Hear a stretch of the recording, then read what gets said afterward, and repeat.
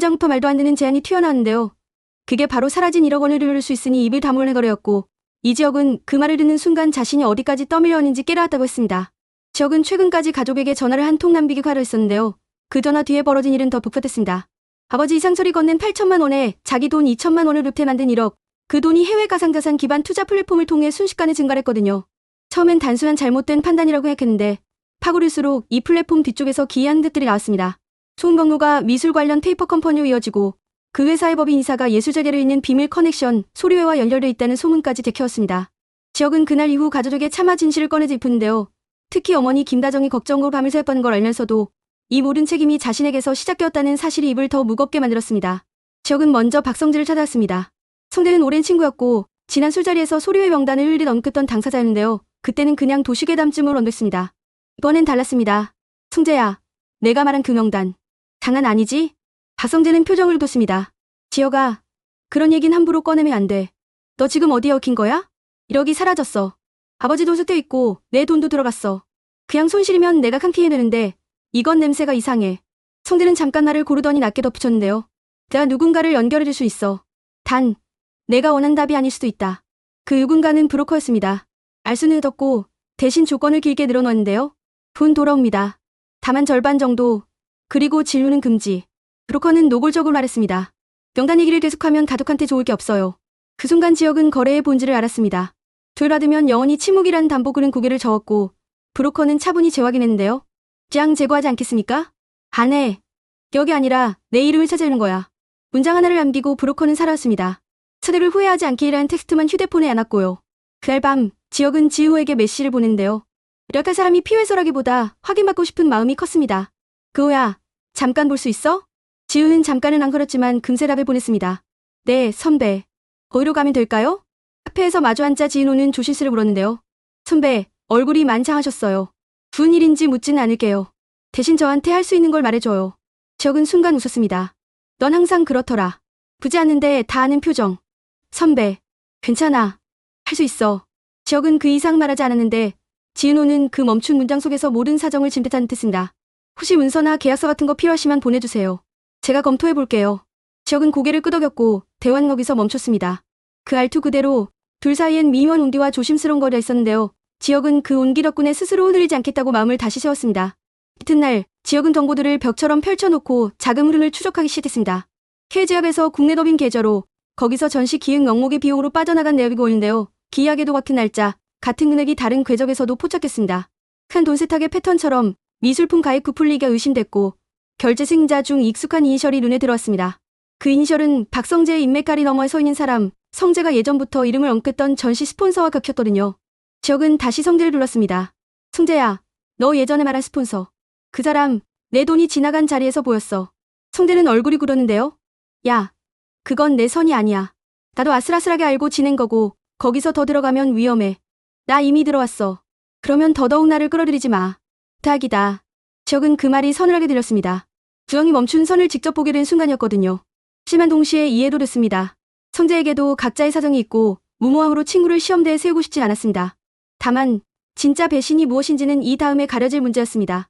그 무렵 집에서는 또 다른 결심이 익어가고 있었는데요. 하원이 조홍래는 실종신고를 해야 한다고 고집했고 어머니 김다정은 믿음을 말하며 버텼습니다. 올 거예요. 우리 지혁이 그런 아이 아니에요.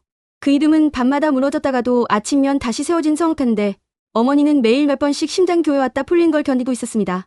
아버지 이장철은 말수가 더 줄었는데요. 속으로는 8천만 원을 건넸던 순간을 하루에도 10번씩 후회했습니다. 그때 말이라도 했어야 했는데. 하지만 이미 세상에 나온 후에는 어디에도 놓을 자리가 없었습니다.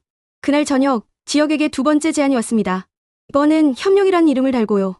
절반은 돌려주고 대신 내가 가진 로고와 계약 사본을 넘겨라. 그리고 더는 캐지 마라. 이건 매끄럽고 차갑게 격렬히 있었는데요. 마지막 줄이 문제였습니다. 수요의 명단에 관해 입을 열면 가족이 먼저 흔들린다. 지혁은 이 문장을 읽고 손을 꽉 쥐었습니다. 두 번째 흔들림이었는데 흔들림은 결심의 모양을 바꾸지 깊었습니다. 근거덜했고 그날 밤부터 감시 비슷한 그림자가 따라오기 시작했습니다. 지혁은 합법의 언어로 싸운 쪽을 선택했는데요.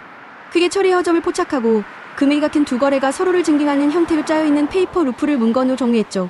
기문건을 누구에게 맡길지가 문제였습니다.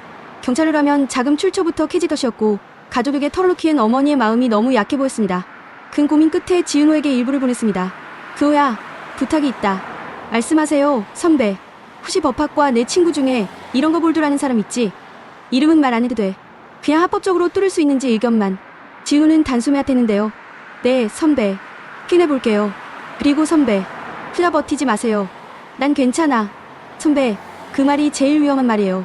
그 짧은 대사를 사이로 지은호의 조심스러운 마음과 오래된 호감이 스며나왔고 지혁은 그 마음이 고맙기도 미안하기도 했습니다. 그는 여전히 결혼의 뜻이 없는 사람이라서 관계의 방향을 쉽게 약속하지 못하는 자신을 알고 있었거든요. 그래서였는지 그는 늘 한 발짝 물러선 말투로만 감사를 전했습니다. 도와줘서 고마워. 넌 항상 든든해. 며칠 뒤 첫 성과가 나왔습니다. 지우를 통해 돌아온 의견에 따르면 가상자산법인전 12호로 오른 자금 중 일부가 상표권 사용료 항목으로 도달하며 그 과정에서 허위 계약 의심이 강하게 된다는 판단이었습니다. 법적으로 다투면 민형사 동시 제기가 가능하다는 메모까지 붙어 있었고요. 지혁은 그 메모를 읽으며 한 가지 선택지를 추가했습니다. 반복적 반환 제한을 역이용하자.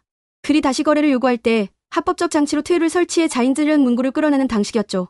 다만 이 계획에는 미끼가 필요했습니다. 지혁은 박성재를 다시 불렀습니다. 성재야, 나 또 위험한 부탁 하나 하자. 안 돼. 지난번에도 말했잖아. 이번엔 너를 위험에 안 넣어.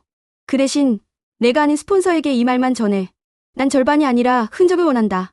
그들이 내 조건을 이해하면 먼저 웅두질 거야. 성재는 답을 하지 뿐인데요. 오래 알고 지낸 친구의 눈빛에서 돌아갈 수 없는 선을 이룬 듯했습니다.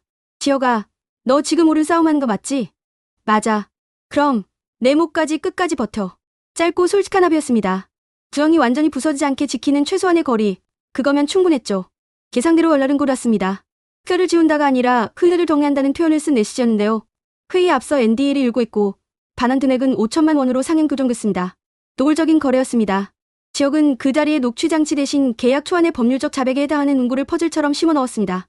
상대방의 이를 불러올 수 있는 허위과장 설명이 제공됨을 인정한다 같은 조항이었죠. 회의실에서 상대는 그 조항을 대수롭지 않게 넘기려 했으나 법무팀이 한 줄을 읊들더니 잠깐의 정적이 흘렀습니다. 그 정적이 곧 규혈이었습니다. 회의는 결렬됐고 그들이 돌아간 뒤 지혁은 의도적으로 침묵을 이어갔습니다. 기족이 조급하지 않다는 신호가 필요했거든요. 며칠 뒤 브로커가 마지막으로 던진 차례는 뜻밖이었습니다. 1억 전액. 단, 영단은 잊어라. 지혁은 웃음이 났습니다. 제가 연관 건 그들이 스스로 출처와 흐름을 확인했다는 자백과 같거든요. 제공은 이쪽 코트에 있었고 선택은 다시 질문으로 돌아왔습니다. 부이냐? 이름이냐? 그날 밤 지은호에게서 메시지가 왔습니다. 선배, 혹시 다음 주에 잠깐 시간 가능하세요? 왜? 때가 좋아하실지는 모르는데요. 어떤 분이 선배를 만나보고 싶대요. 제게 개인적으로 은혜가 있는 분이라 걱정하지 않으셔도 돼요. 누구? 지은은 이름을 말하지 않았는데요. 대신 한 줄의 힌트를 남겼습니다. 때가 결혼을 좋아하지 않는다는 거 그분도 이미 알고 있어요. 문장을 읽은 지혁은 잠깐 멈칫했습니다. 몇 해 전 제게 중심에 있던 이름 하나가 머릿속을 스쳤습니다. 정보화. 그녀는 예전부터 사람을 움직이는 방식이 남달랐고 필요하다면 계약 후 관계를 설대한 사람이었습니다. 바로 그 다음 순간 집에선 또 다른 작은 기적이 있었습니다. 어니 김다정이 새벽에 문득 눈을 떴는데요. 휴대폰 화면에 아델이라는 이름이 반짝했거든요. 통화는 길지 않았고 지혁은 여전히 같은 말을 반복했습니다. 분만 더 시간이 필요해요. 밥 잘 먹고 있어요. 어니는 끝내 울음을 참고 말했습니다. 그래, 지혁아. 그만은 내 이름을 잊는다. 그 알은 지혁의 귓속에 오래 머물렀고 그는 그 믿음에 어울린 선택을 하겠다고 스스로에게 다짐했는데요. 돈이 아니라 이름을 지킨 선택. 그게 결국 가족을 지키는 일이라는 걸 이제 확실히 알았기 때문입니다. 이제 남은 건 다음 장인데요. 정보화가 진짜로 손을 내밀지, 소리회의 그림자가 더 짙어질지, 박성재가 어디까지 옆을 지킬지, 그리고 지은호가 어떤 거리를 택할지 정답은 아직 공개돼 있습니다. 다만 한 가지는 분명한데요. 지혁은 더 이상 도망치지 않고 사라진 1억이 만든 그림자와 정면으로 마주보려고 한다는 사실이었습니다. 그가 처음으로 선택한 싸움은 돈을 되찾는 싸움이 아니라 스스로의 이름을 되찾는 싸움이었고요. 그래서 이 이야기는 지금부터가 진짜 시작인데요. 다음에 열릴 일은 어쩌면 전화를 눌러줄게. 대신 침묵회가 아니라 전부 드러낼게. 대신 버텨라는 문장일지도 모릅니다. 그리고 그 문장 끝에서 누군가는 아주 조용히 미소를 지을 텐데요. 그 미소의 주인이 정보화일지, 지은호일지, 아니면 아버지 이상철일지 아직 아무도 모릅니다. 단 하나, 이재도색은 지역의 것이라는 사실만이 또렷하게 남아 있었습니다.